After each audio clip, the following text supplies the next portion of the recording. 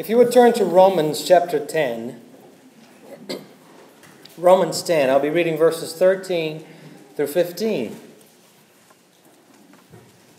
Romans 10, 13 through 15. For everyone who calls on the name of the Lord will be saved.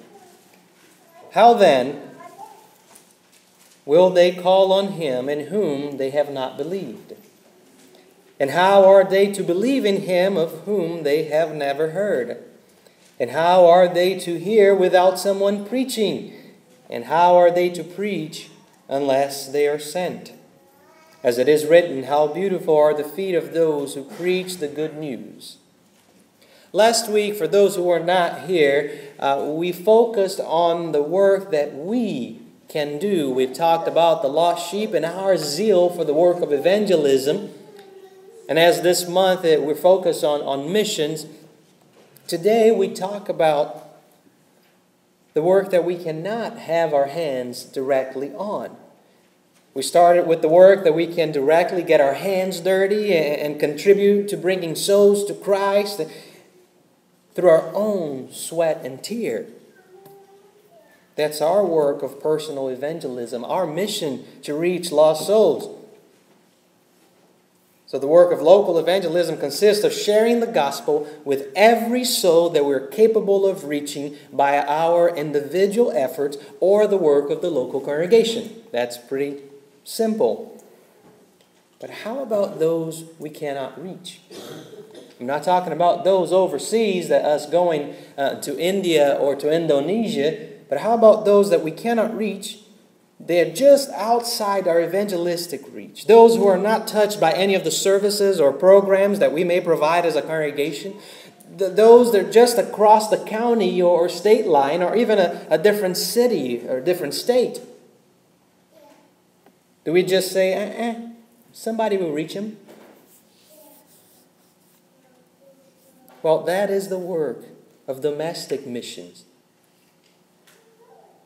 The little congregation in Walla Walla, Washington that can't afford a preacher, an evangelist, and we send an evangelist there. Or the children's home that touch the lives that we may never have the opportunity to touch otherwise. The Christian school that will shape the lives in a way that we cannot. The Bible camp that will get through to kids who may not otherwise obey Christ. The prison ministry that may reach those who may never step foot in our church building due to their circumstances.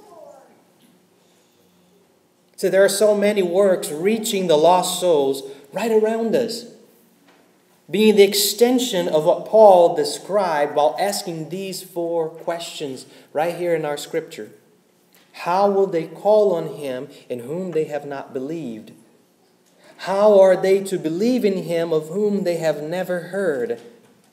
How are they to hear without someone preaching? And how are they to preach unless they are sent? We are responsible for fulfilling all the demands raised by these 4 questions.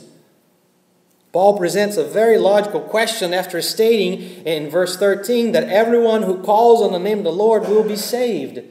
It's only logical that he asks, well, how would they call if they have no idea who he is? And since faith comes from hearing and hearing through the word of Christ, Romans 10:17, we must sincerely evaluate the chances of someone coming to Christ by us sitting around and doing nothing.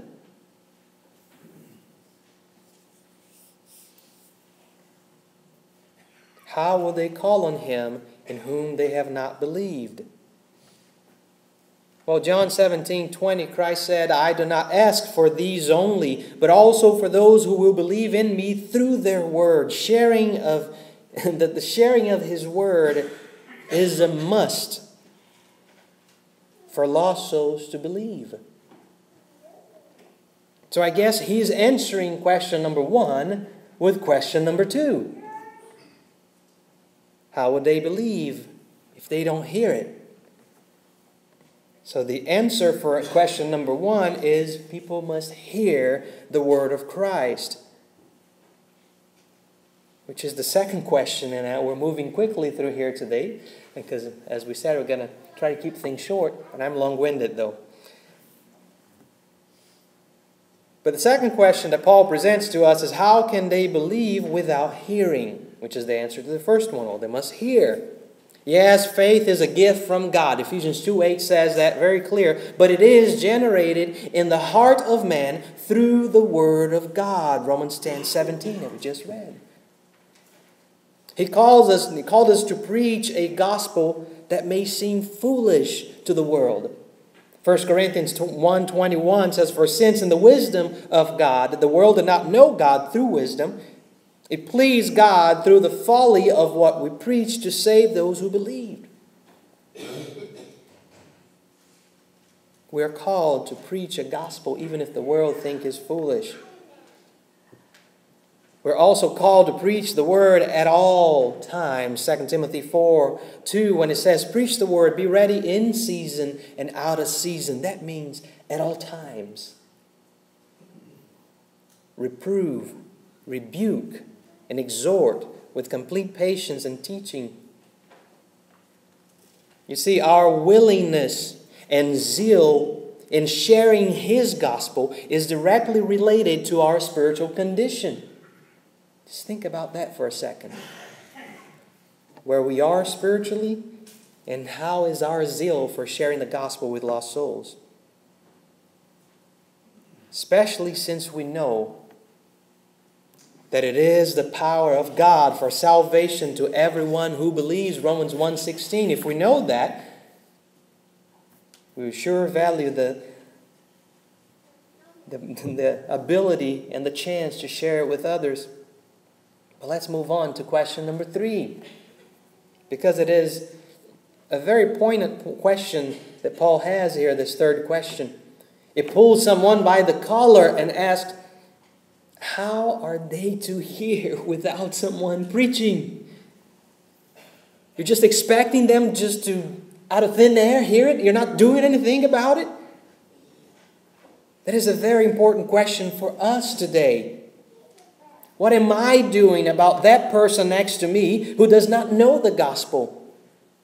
An even greater indictment of our sharing of the gospel, of the good news, is found in Ezekiel 33:8.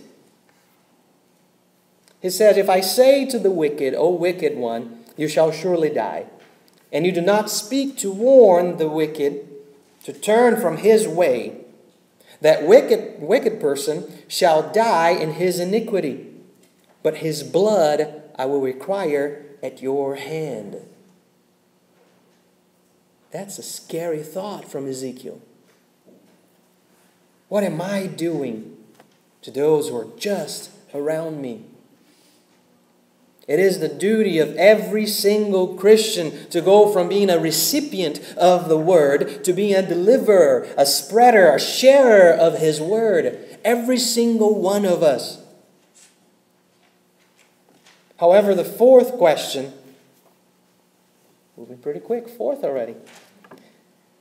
We may stay on this fourth point a while. It brings us back to my opening statement. How are they to preach unless they are sent? You see, we may not be able to go to Sykeston and reach those souls down there. We may not be able to go to Columbia and reach those souls over there. We may not be able to go to Springfield, to wherever little town that's around us. We may not have the capability. We're too busy with our lives. So we may not be able to reach those we will never cross paths with. But for those instances, we send. We don't just say, somebody will do it. Contributing to the local, domestic, and overseas missions. Now, make note of this thought. It is not a substitute for us doing our part. Here, I can't reach those souls. Here's $100. Wash my hands, don't have to do anything about preaching the gospel to anybody because I paid $100. I gave $500. Ooh, I gave a whole lot of money so that somebody can preach. Yes, it is very important. You give the 100, whatever it is that you're giving to missions, to domestic and overseas missions, and then you get off the couch and you do it yourself, your part. Don't use it as an excuse, as a coping mechanism for your guilt for not sharing the gospel with others.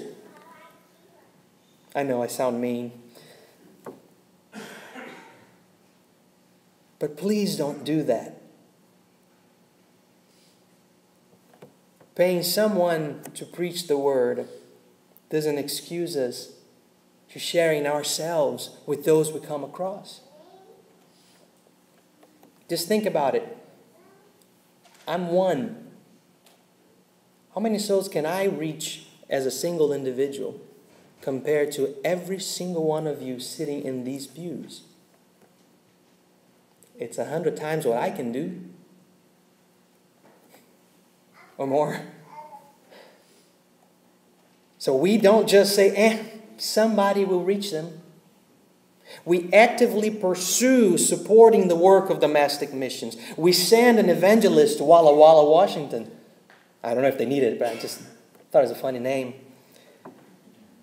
We fill up the Fairhaven truck to help the children's home, like we do already. We take an interest in Christian education. We build up the Bible camp. We support the prison ministry. That is how we fulfill an important portion of Christ's command in Mark 16:15. Because he said to them, go into all the world and proclaim the gospel to the whole creation. We should be concerned not only with those we come across, which is already a tall task already, but with those that we'll never come across. And in case you ever wonder why we do all that, well, it's because of Romans 3:23. All have sinned and fall short of the glory of God. All have sinned. Do you understand that we all need Christ? You see, some may need help remaining faithful. Some may need help accepting His salvation that Christ has so preciously given. Some may need to learn who Christ is. They don't know it yet. The question for us today is, what do you need? If we can introduce you to Him adequately, if we can help you put on Christ in baptism, if that's what you need to do today, or if we can reconcile your wandering soul back to the one who once saved you, but you're lost, you have gone astray. That is why we offer the invitation. Because we want you to be able to do something about it. Don't just pass the buck. Don't look around thinking, oh, this applies very well to somebody else. Well, where is your spiritual condition and what can we do for you? Here's what you can do. You can come forward and talk to us and let us know. You respond to the invitation by walking down, sitting on the front pew or second or third if it's empty. And then we'll talk to you and see if we need to baptize you right now. The water is ready. If we need to study, we'll sit down and study. If you need the prayers of the congregation, that's what we're here for you. Then we'll pray with you. But whatever it is, we ask that you do it right now. Don't procrastinate. Just like with any other work of Christ, don't procrastinate helping the missions that we are so focused on helping. Don't procrastinate in helping those right around you. Don't wait until tomorrow to tell them about the Christ that saved you, that loves you so much.